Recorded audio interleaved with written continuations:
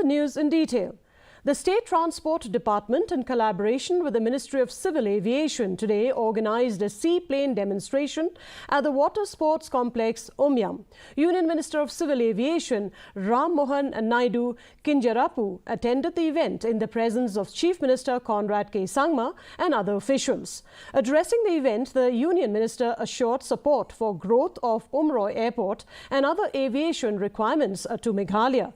India adapted the aviation guidelines for more flexibility for aviation to flourish in the country, he added.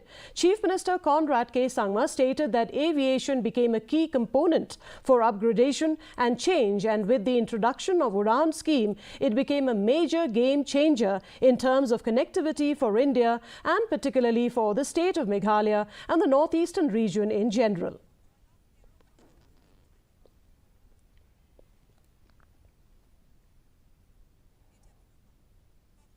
We just had a wonderful trip. We went to the Shillong airport and also saw the Shillong city from the plane itself. And this gives us the potential of seaplane operations, especially in the northeast, where still connectivity is a big challenge. And if you look at the vision of our Prime Minister Narendra Modi ji, he has taken the connectivity of Northeast with topmost priority. Let it be road connectivity, rail connectivity or air connectivity.